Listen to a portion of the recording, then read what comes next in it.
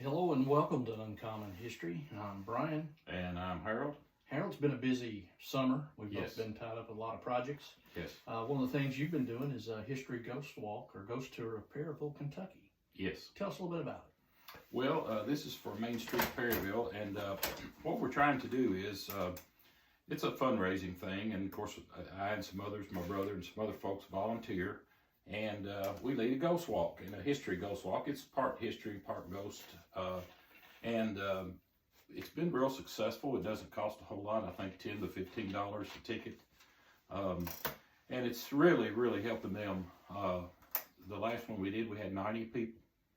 And yes, we had 90 people, and we had one tour guide. We was going to have three. We usually split up in 25 to 30 is the largest group. But we had one guy, tour guide, had somewhat of an emergency, couldn't come, so we had to split up everybody in 45, which was a little bit awkward, but we made it work good. We did our best, and I think people enjoyed it. And we're, like I said, it's a worthwhile thing. We're trying to preserve Perryville. It's a challenge. Funding for historic buildings and things just doesn't come from the government anymore, so it has to be done. And we have part of that tour on video. Yes. It's on on my TikTok page, and it's also on Facebook, so you can go to Uncommon History on Facebook and watch the first 10 minutes of that tour. Right. It was really neat.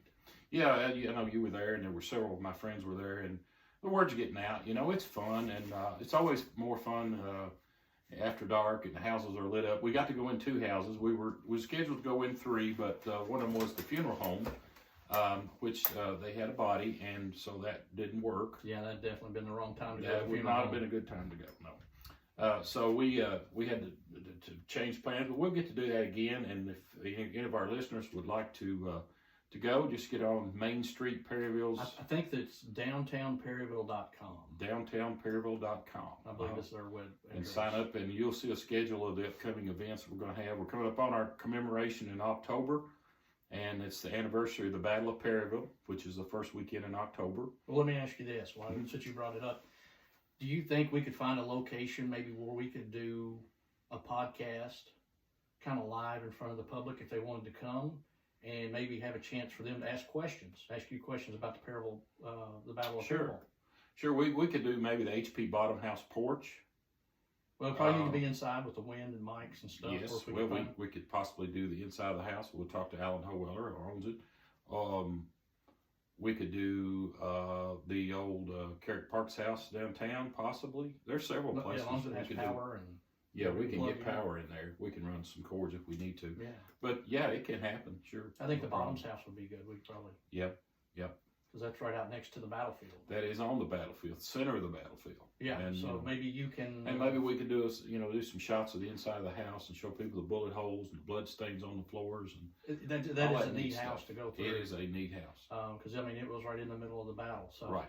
Yeah, maybe we can get that worked out, and then we can put it out on our next podcast and kind of get people more information. Yeah, that'd be fun. That'd be fun. Or something. I have as much fun as people do. I believe, I honestly do. I never get tired of it. Yeah. Well, there's a lot of people ask me questions, and I'm like, man, that's a Harold question. You got to ask Harold. But I think it'd be a good opportunity for folks, come in. It's a 160th celebration. Mm-hmm. So, it's a big event. You'll get to see the actual reenactment on the park and some different things going on downtown Perryville as well. A lot of booths, food vendors. Right. Are they going to do where they do over on Merchants Row where they have the battle there, the little skirmish? I don't know the town schedule, but I do know that they have several reenactors coming to the park. I've heard 1,000 so far has already signed up. I don't know that to be official. But, it's the 160th, so it's going to be... if you love history and you love Civil War history, this is the event to come to. So. And the park has gotten so much bigger than a lot of people have. If you haven't been in the last 3 or 4 or 5 years, you'll be amazed how big the park is now. It's up to 1,500 acres. And a lot of natural habitat, wildlife, all kinds of reasons to come. Awesome. Well, we'll try to put that together. So what do you have for us today in history? Today in history, this is... Brian, I have to be honest with you, this is kind of boring, but it is what it is, right? I'm going to do 2 days, because we always said two's better than one. Exactly. Yeah. So August the 1st, 1956, the Kentucky Turnpike. In 1956, now I was 1 year old. The Kentucky Turnpike was opened between Louisville and Elizabethtown, Kentucky. It was the first section of the completed north-south road connecting the Great Lakes to the Gulf of Mexico. I never heard of such. Did you know that? No. I didn't know that. No. Now, What's it called? What's it named today? What is it, I-65? Would that be I-65? Yeah, I guess it would be. I-65. Yeah. Yeah. So, and also today August the 1st in 1962, Happy Chandler was inducted into the Baseball Hall of Fame. Now, A.B. Happy Chandler was twice governor of Kentucky, and he was also in the U.S. Senate. And he gave up his Senate seat to be commissioner of baseball. Yeah. And, you know, he was one that pushed for the first Negro players to be in the professional baseball. Very famous Kentucky. Yes, very famous Kentucky. And he was commissioner of baseball from 1945 to 1951. And August the 2nd, this is a real exciting one. President Chester Arthur and several other federal officials attended the Cotton Exposition in Louisville, Kentucky. Big time. I guess that replaced what's now the Farm Machinery Show in Louisville. The Cotton Exposition. I didn't know we had cotton in Kentucky. No, I didn't either. I don't know what that's about. Well, it could be because it was a port city. Maybe it had something to do with it. I really had lost it because I just don't know. I know that there was cotton attempted to grow here, but back in pioneer times, I think we did a podcast about early Kentucky, Danville, Kentucky. You remember the one we did on the poet Tom Johnson Jr. Yeah, the drunken poet. Drunken poet. Yeah, I think we talked about them trying to establish some type of cotton business that failed back in the early times. But yeah, that's a strange one. Now, the inventor of the Thompson submachine gun in 1916. Colonel John Thompson got his patent and developed this Thompson submachine gun. Do you know what that is? Yes, I've actually shot one. Have you actually shot one? Well, I haven't, but that's the one we see the Roaring Twenties and the Gangsters and John Dillinger and Bonnie and Clyde, and that's the weapon of choice. It's a very unique experience. That's the weapon of choice for them. That's still a very lethal gun, I would think. Oh, it is. Yeah, it is. And it's fired fully automatic or semi-automatic. Yeah. And I did fully auto, and it was fun. And that's what brought on a lot of our modern gun laws today is from those days of people, using those in crimes. During Prohibition. There was, turf wars and everything else. That was the gun of choice. And Al Capone, John Dillinger, Bonnie and Clyde. Yeah, so they had to enact some gun laws, so the average person couldn't have a firearm like that because it was so deadly. Right.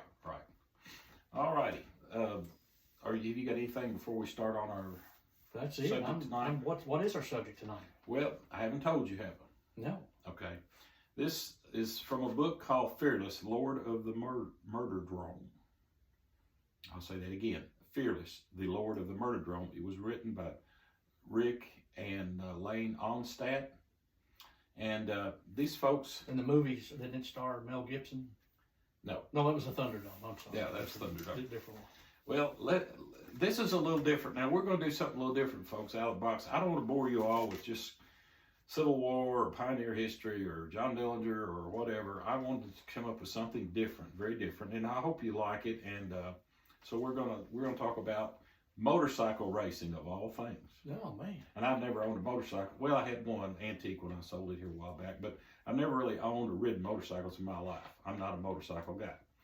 Never have been. Don't know why. I just have never. That's just never one of the things that I did.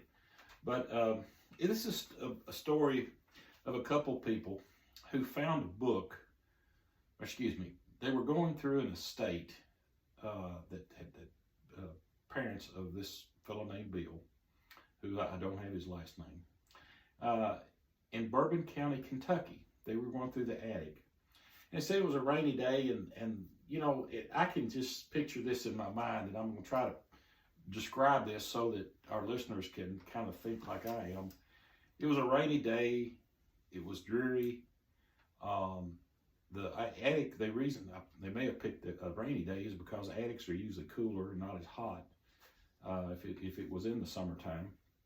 And they looked over in the corner of this attic, and they saw this treasure chest. And it was just a big old chest, and it had a lot of odd antiquity stuff piled around it, and books. It was antique bicycle, baseball gloves, old wooden chairs, things like that, things that people put in attics and forget they have them. Well, And amongst these things was this large trophy. And Bill's asked, you know, his wife was there with him. She asked him, said, do you know anything about that? And he said, well, yeah, I think it's my uncle Balke's. all right, sorry for the interruption, but we had the air kick on and we were picking it up through the mic, so we had to stop the podcast and begin again. So Harold, pick up if you don't care where you were. Yeah. Anyway, so they found this this memorabilia in the corner of it, and in that was a trophy that had that he said my father had told me that it was a real important part of motorcycle history. And it was from Elgin, Illinois. It was America's first national motorcycle road race. So in this, under it was a scrapbook, and it was filled with newspaper clippings and photos. Captions like, Blake sweeps 5 wins in a row. Fearless Blake is unstoppable. Then the headline, Dead Man rides at Muderdrom, claims 2 more. 35 partially injured, 3 dead at track. Death toll rises to 8 at Muderdrom. Wow. So those Motordromes were what they were. Yeah. Now, and that was where they were kind of in an arena, and it was a circle of wood, right, and they would race, and they would kind of get up on their side there with the centrifugal force and everything. Yeah, we'll get into that in a little more detail here later. But a velodrome is where they raced bicycles, and a motordrome is where they raced motorcycles. Okay. They were racing bicycles before they even invented the motorcycle, and they were smaller, shorter board tracks with steep banks. Yeah. And so anyway, I make that distinction. So Bill said his father told him about the motordromes. The racetracks were built of wood. This scrapbook was one of the last remaining stories of a motorcycle rider of that era. Okay. It was put together by his wife, and it was every newspaper clipping of every event that she could get, and several different newspapers of the same event. And it was just a scrapbook of his life, basically, his short life. Wow. The motordromes had began, and they actually started racing. They asked Henry Ford one time, said, when did you start racing cars? He said, well, when the second one came off the assembly line. So, that's something that racing is just part of mechanical devices. I mean, it's just, so there's always been a demand for speed. And it seems like, and I know when I was young, I don't know if guys are like this today as much as we were, but it was part of our life too. We always wanted that hot car, and, of course, car shows and things are popular now as they ever were. But the goal was simple for a racer, and it was to get across the line first with the most reliable and inexpensive means of transportation. Now, the manufacturers of these motorcycles knew real quick that if you race on Sunday and you win on Sunday, you sell on Monday. Yeah. The same way with the cars.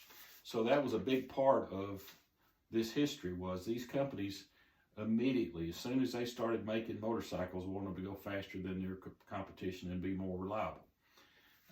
They were competing for that almighty dollar, and that pushed them to do things that was a little risky, let's face it. As soon as the industry began racing as part of the scene almost overnight, I mean, it just seemed like as soon as they invented the motorcycle, it wasn't a few months till they were a big race scheduled somewhere. The driver was obviously a part of that success. I mean, him and the machine had to be one. Right. They were looked at today. I mean, well, Brian, you're too young to remember. I remember when John Glenn was launched off Cape Canaveral and into space, and he was a daredevil in a sense. Yeah. He was an early pioneer. These guys, no one had ever gone 100 miles an hour before. Yeah. And they were starting to go speeds that no one had ever seen before. There wasn't any machines back then that would go 100 miles an hour. A motorcycle was probably the first to go that fast. The earliest motorcycles, they were more like bicycles with motors on. Now, some of these guys didn't have brakes. Can you imagine? No brakes. There's an Englishman that came over by the name of Jack Prince. Now, he himself was a bicycle racer.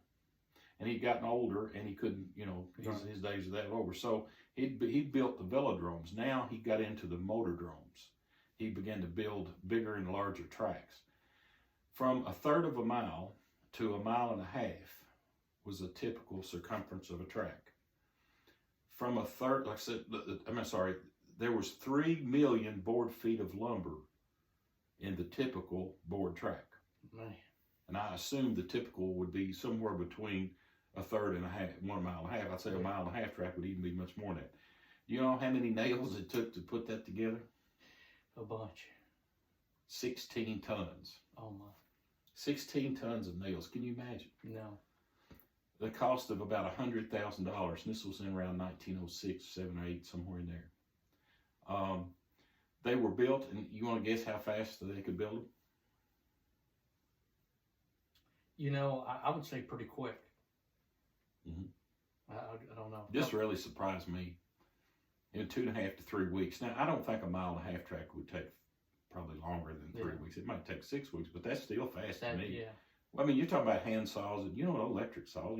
You did everything by hand and but all. They had a lot more labor. They had a lot of labor. They had a lot of guys, and they were organized. And they knew exactly what they were doing. Yeah. And every man had a job. Yeah. And so they had gotten it down to a pretty good science. They were usually built on the outskirts of a town where cheaper land and plenty of space. Right. So, and the crowds would come, and the typical crowd, do you know how many people would come? Well, I guess it would depend on the population of whatever town they were next to, but I'd say a few thousand. Well, the typical crowd was 10,000 people. And they drew people they took trains for 2 or 3 days to get to see a big race. Wow. It was a big thing. Did you know that in 1910, board track racing had surpassed football and baseball as the #1 spectator sport? Didn't know that. Yeah. Well, now the problems they had with the tracks were that they were exposed to the elements, of course, rain, which made the wood swell, which made the wood shrink, which made the wood crack, which caused splinters. Yeah. And that was a constant problem. So if you hit a splinter, it could puncture a tire. Now, you say, oh, that's no big deal. Well, you're going 100 or 80, 90 miles an hour and you puncture a tire with the old type tires they had, the hard rubber stuff they had. That was almost like suicide. I mean, it was crazy. The tires, the riders went down, hit the splinters. Now they got oil. See, those old engines don't have some of them even had lost oil engines that were designed to lose oil. Yeah. But they would lose oil and get on a slick board, and you can imagine how slick that was. So they would scrub the track down with lye soap, basically, to clean the oil off. But it also damaged the wood, which caused it to wear more, which caused it to rot faster. But then they would throw sand on the track and other cinders and other things, not cinders, but ash, to absorb oil and everything. You know how steep the banking was? And some of the average one was like, go ahead. No, I don't know how many degrees. Well, I think Talladega Raceway is like 30-degree banking, 33 degrees. This banking was as high as 60 degrees. That's just crazy. Incredible. Which means you can go faster, but also means the centrifugal force will throw you farther. Yeah. There was a driver named Hasha who lost control of his motorcycle going 90 miles an hour. And he went airborne, hitting 4 young boys and killing them instantly. And along with the motorcycle went up into the crowd, and after it hit the boys, it went up in the crowd. They were standing along the rail, and it killed him, and 10 other spectators were injured. And then I think all in all there was 8 people killed, and that was in Newark, New Jersey, and like 1908 or 1907. So then 2 days later, a fellow named Curtis Edwards, who's no kin to me, was killed. And then a few months later, 3 other drivers were killed in different tracks around the country. And it was not only dangerous from flying debris, but Brian, they had gas tanks that if the motorcycle flew up into the crowd, the gas tanks would explode and burn people. And it was just a very, very dangerous thing.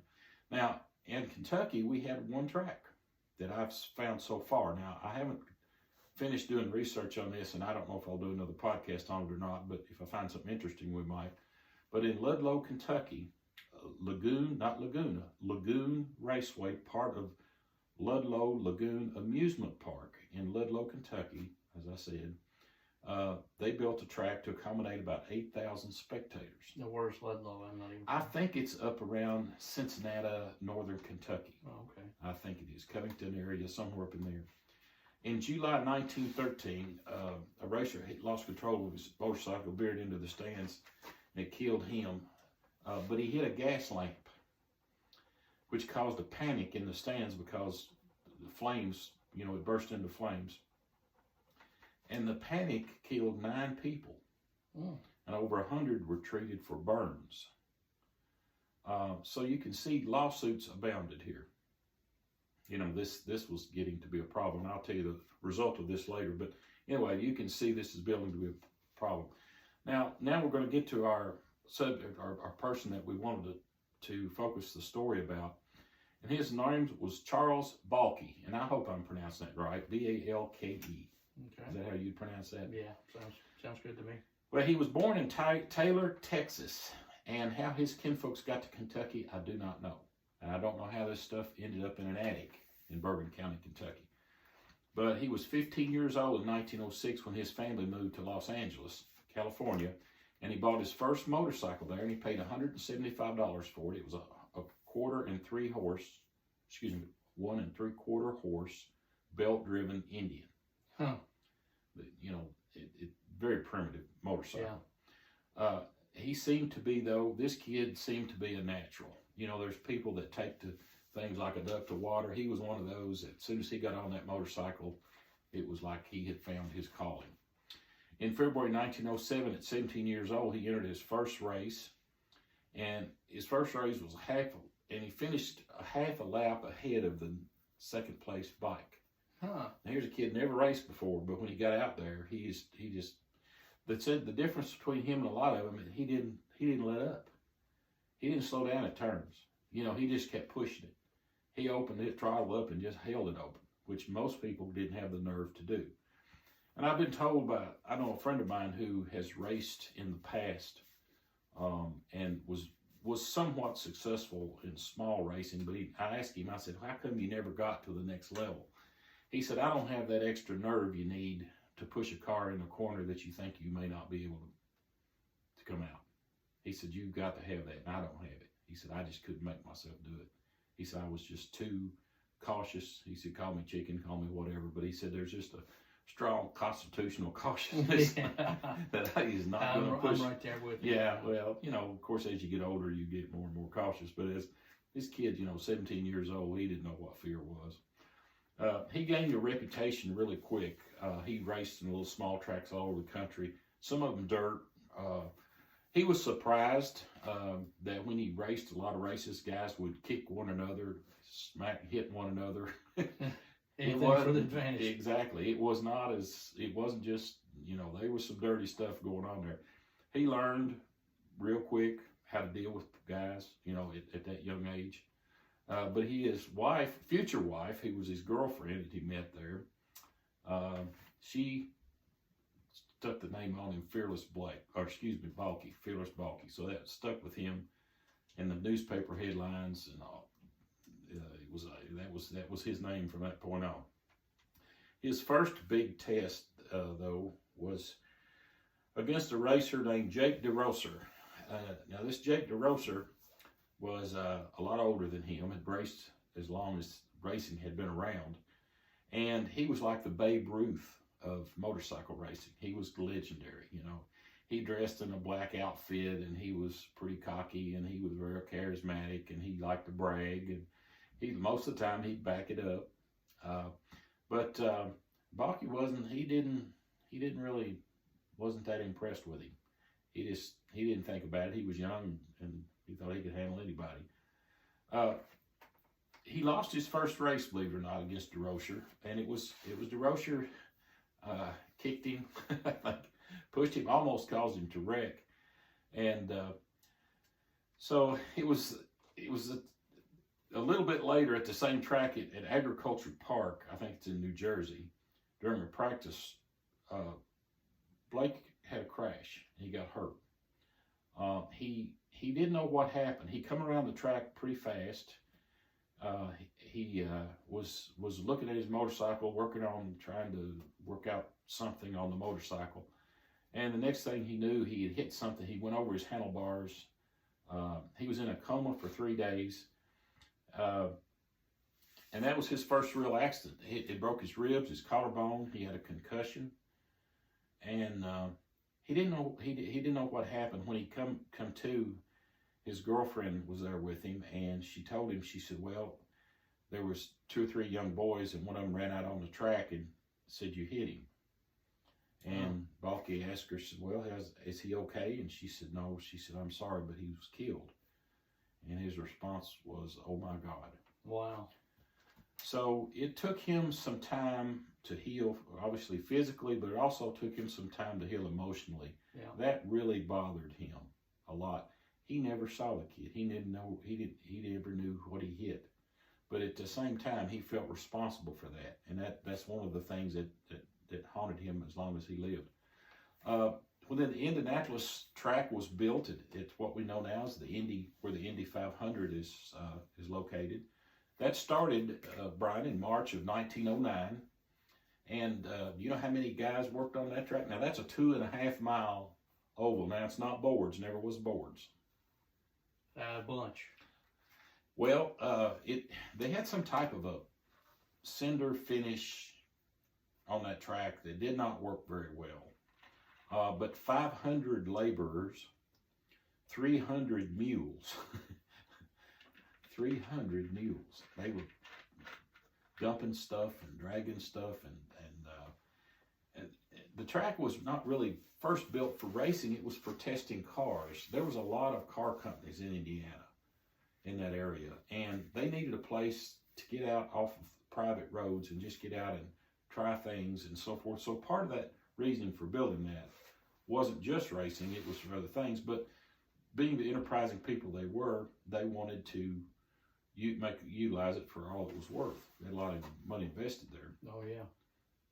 So in 1909, they had the grand opening. Now, they were not racing cars here at this time. The first Indy 500 wasn't until 1911. So they started the Federation of American Motorcyclists. They would hold their first big premier event, would be at Indianapolis. Now, here's the problem. They had like 14 races scheduled. So I assume that there were like eliminations in 2 or 3 days, and then you have the main deal like they do today. Yeah. Well, when they got there and the guys got out on the track, and I mean, I don't know how this happens, but they thought the track was way too dangerous. The surface, the type of stuff they put on the surface was puncturing the tires. And they thought it was just too dangerous. So now this doesn't sound like a realistic thing, but this is what they did. They changed the races from 14 to 7 in a one-day event instead of a 2-day event of 14 races. They just cut it to a one-day event. But they kept insisting on having this race because they had advertised it so much. Okay. And they had people in the stands waiting to see a race. So. Well, the first race, there was two bikes went down, 2 drivers hurt. It didn't go well for Balke. He slowed down. He just couldn't go fast on that track. And he said, well, rather than get hurt, I'd rather finish 3rd or 4th and just slow down, because he knew that if he pushed it, that he would probably blow a tire, and that could be fatal. Yeah. Of course, that's a big track, and I have been around it now, and it is. I mean, the speeds would be all the bike would do basically. And the first kart race, Ray Haroon won that, driving the Marmon Wasp, and Brian, he didn't try to go fast. Now this is what surprised people. The average speed, I think, of that race was like 80 miles an hour, or the average top speed. Huh. And he figured out if he slowed down to 70 miles an hour, that his tires would last a lot longer. He wouldn't spend as much time in the pits, and he could go farther and faster than they could going faster by changing more tires. And that's how his strategy won the race. Plus, he didn't have a driving mechanic because he put a mirror in his car, and his car was lighter. Wow. So that's a little bit Indy history. In 1910, Charles Balke wins race after race. He had broken every amateur speed record from 1 to 10 mile distance. Unreal. Now think about that. I'll say that again. He had broken every amateur speed record from 1 to a 10 mile distance. I don't know anybody that's ever accomplished that in racing. That's crazy. Yep. January 1911, he gets married to his beloved Snooks. And it's funny how they had a short, sweet, evidently they were very much in love. And I had her name somewhere, Elizabeth. I'm sorry, I missed it somewhere. But anyway, she was right by his side all the time. They had a really nice wedding. Her family put up a great reception, and they had just he said, I'm the luckiest man in the world. Said, I got a wonderful wife, wonderful, beautiful wife, and a wonderful family to go along with it. So he was a very happy man. He became a member a little bit later that year of the Indian motorcycle team. Now, his old nemesis, Jack DeRoser, who they did not like one another at all, his arch rival, along with another driver, Ray Seymour, were the Indian team. So this is getting to be more sophisticated as we go. These manufacturers kind of remind you of NASCAR today. Yeah. And the thing about Balke is that he could sell tickets, and he also could sell motorcycles. He was very charismatic, very well liked. He presented himself well in front of people, and that's what got him the job. Now, Jake DeRocher, not so much. And DeRocher was very jealous of him.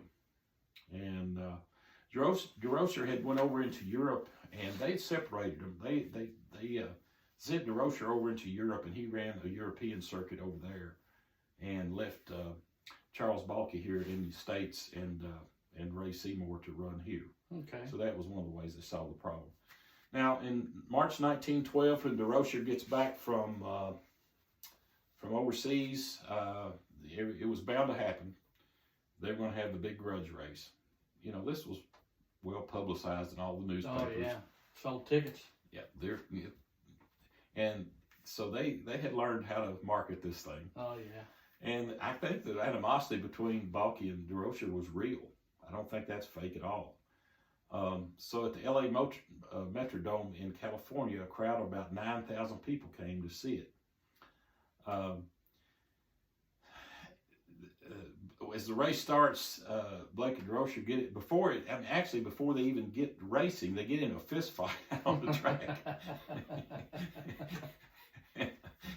And so they had to be separated, and the crowd went wild. And believe it or not, that was really popular. They said, man, this is going to be a real success when these guys hate one another enough to fist fight. You know? Yeah, they know the money well spent. Yeah. So as the race progressed, both drivers were they were going at it. I don't know how best to say it. They were just right at one another. Both of them very, very skilled, very good drivers. Well, as probably would imagine, they collided. They hit. And unfortunately, DeRocher got the worst end of it. He broke his legs so bad that they said it was right in front of the grandstand. The worst thing was, people sitting right there and seeing every detail of it. And one of his legs was broken so bad that his thigh bone was sticking through the skin, and it was just a gross sight. Him, just you can imagine. He suffered. Just about every part of his body was, they said there wasn't 2 inches of his body that wasn't skinned, burnt, cut, or punctured, broken, or something. And about 1 year later, he went through 2 operations. A year later, he was going through a 3rd operation because of this wreck and dies on an operating table. Wow, it's sad. The owner of Indian Motorcycles, then they said it affected him. I think it was Nordstrom. I can't remember his name. It affected him greatly. He began to look at this and say, "No, wait a minute. What's this worth? Is this worth what we're doing here for the lives that we're causing?" Charles, he wasn't severely hurt, but his successes and winnings started really piling up in 1911, 12, and by 1913 he was rolling. In 1913, we talked about the trophy that was in the attic of the house in Bourbon County. Yeah. That was when he won the Elgin Road Course in Elgin, Illinois. He went 29 laps, and believe it, the average speed was 55 miles an hour. But you know, on a road course, you have some really tight hairpin turns and so forth. So that's not, you know, probably speeds there were as high as they were anywhere at some points of the race. Now, there's always, I guess, a day of reckoning when you take a lot of chances. You know, the odds start to build up against you. In June 1914, Charles and his wife were in Chicago, and he was practicing for his next race. There were a couple guys out on the track, and the track wasn't open to the public or anything. This was just them out practicing the day before. And there was some mules and some equipment out there rolling the track. Now, I would assume that this one would be a dirt track. And I didn't say, but I assumed that. I don't know why you'd have mules and rollers out on a board track. So there were two racers ahead of him, and they were going about 40 miles an hour. And a lot of times motorcycles, when they first start up, especially racing motorcycles, before they warm up good and the pistons swell, they smoke a lot. And that was the case here, and the dust and the smoke and everything. And evidently he did not know that there was a track crew out there. So he was behind these two guys, and he was going maybe 50, 60 miles an hour, or 70 miles an hour. No, I think he was going 70 miles an hour. And he was closing in on this roller and couldn't see it. He hit the roller, and they said they estimated it had to be at least 60 to 70 miles an hour. His wounds were horrific. He was taken to a hospital. His wife got to the hospital, and at 23 years old, Charles Balke breathed his last. And what's neat, in the scrapbook, for all these stories and all this, there's a lot more to this, folks, than we have time for in this podcast, but in the last page of the scrapbook, there's some dried flowers. And it says simply, from the funeral of Charles Balke. Oh, wow. That's a Fearless great, Balke. Fearless Balke. That's a great story. Hey, thank you for being part of Uncommon History. We'll be back in a couple of weeks with a new episode. And don't forget, you can follow us on Facebook, YouTube, Instagram, Twitter. Uncommon History is produced by Harold Edwards and Brian Wilford. It's a pretty neat story. What do you think? Think it'll fly? Yeah. Well, that's something different, isn't it? Mm-hmm. Oh, Lord, I wish they'd remember his wife's name. I had it here.